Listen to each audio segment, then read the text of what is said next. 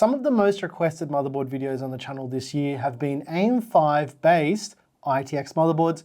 We've got something brand new, something you guys have asked for. It's the Gigabyte X870i Aorus Pro Ice. A very interesting yet strange mini ITX board for Ryzen 9000 processors. As usual with our motherboard content, this video is not a review, it's just an overview so we can see what the deal is with this board.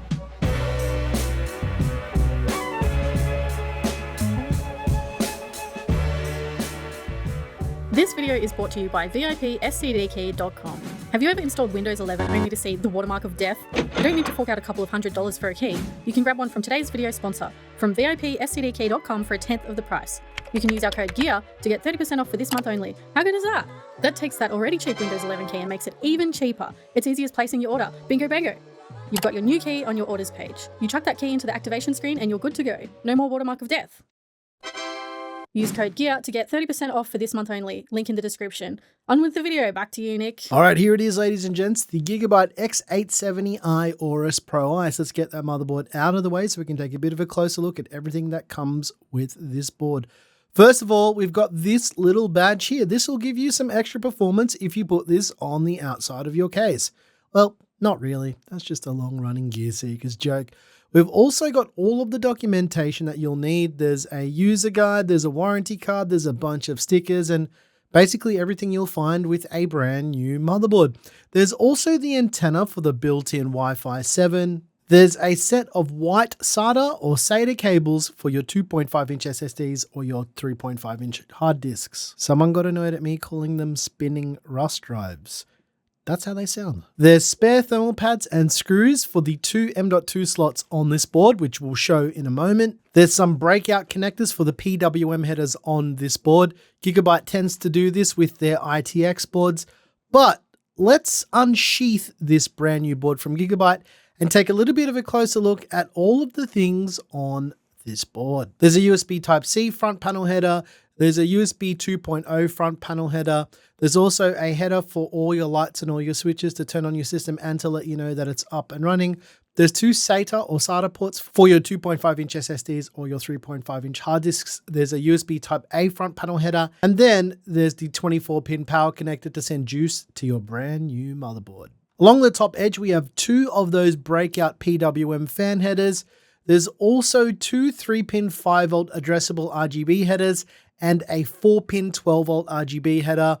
There's a PWM fan header, and next to that is an 8-pin EPS power connector to send juice to your CPU. There's a single PCIe slot on the board. It's a by 16 PCIe Gen 5 slot. As with most Gigabyte boards, it has a quick release button to open the slot as well, in case you're wanting to pull your GPU out at any point in time. It does make it a lot easier. There's a front panel audio header in the strangest place ever, but I'll come back to this later in the video. I've got a bit to say about this. Because this is an AM5 board, the board features the AM5 socket, and basically it's got the same cooler mounting as you'd find with any other AM5 or AM4 board. But let's pop the socket open, just in case you've never seen what it looks like in a socket. The reason why we do this is basically for those who have never built a PC before and they're curious about what it looks like inside. Hey guys, this is what it looks like inside an AM5 socket. There you go. You just learned something brand new. As for the VRM layout, this features a digital VRM with an 8+2+1 phase setup. Got 110 amp smart power stages with a 10-layer PCB. And as you can see, the heatsink is the entire I/O cover and it is more than adequate for cooling. Flipping the board over, there's no backplate or anything here. There is another M.2 slot, which we'll come back to in a moment. But as for the RAM setup on this board, it's got two DDR5 DIMM slots, which will support up to a total of 128 gigs of RAM at 8400 megatransfers.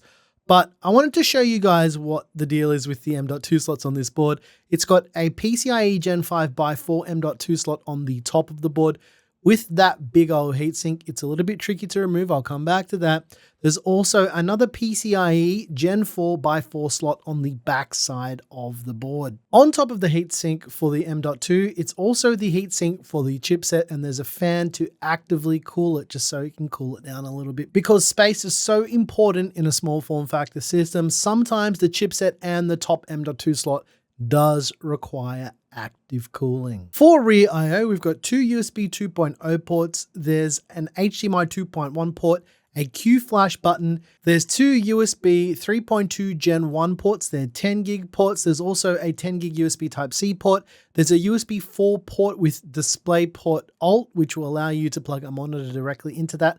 It also works with PCIe tunneling, so it is also technically Thunderbolt 4. There's 2.5 gigabit Ethernet, two more USB 3.2 Gen 2 ports. There's also some line out and a mic input, as well as the antenna connectors for the built-in Wi-Fi 7 and the Bluetooth.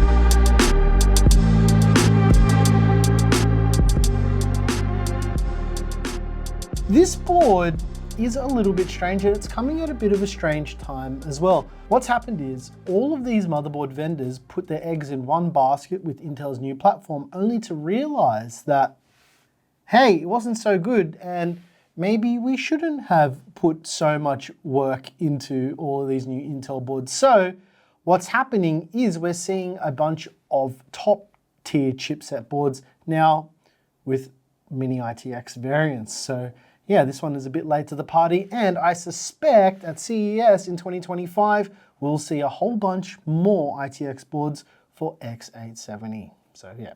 Anyway, what's strange about this is this does feel like one of those boards that they kind of rushed to create. What I mean by that is it does a few things really strangely, like look at the front panel audio connector. It almost just looks tacked onto the I/O cover. The main problem I see with this is if you plug in your front panel audio cable, it's going to sit higher than the I/O cover. And in some cases, this will be a problem. You won't be able to put a fan next to the motherboard, and it's just going to create unnecessary issues.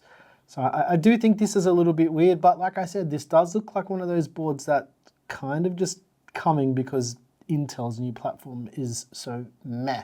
More on that later next week, or probably later this week, because I've got something very interesting that I did. I think Gigabyte has tried to keep some of the stuff we're seeing on the M8X and the ATX boards with the quick release top PCIe slot, which, to be honest, I'm fine with, because when you're building small form factor systems, anything that can help you pull it apart or rejig anything after you've built it is a welcome thing. I really like that. I'm really not annoyed by that at all. One thing I would have liked to have seen on this board is 5 gigabit Ethernet, because we're seeing more boards even with the Intel boards that MSI's made with 5 gigabit Ethernet, so that would have been nice here. Gigabyte's kind of not really going down the 5 gigabit Ethernet thing right now. Maybe they'll jump to 10 gig for the next generation of motherboards, but yeah, a little bit disappointing to see that.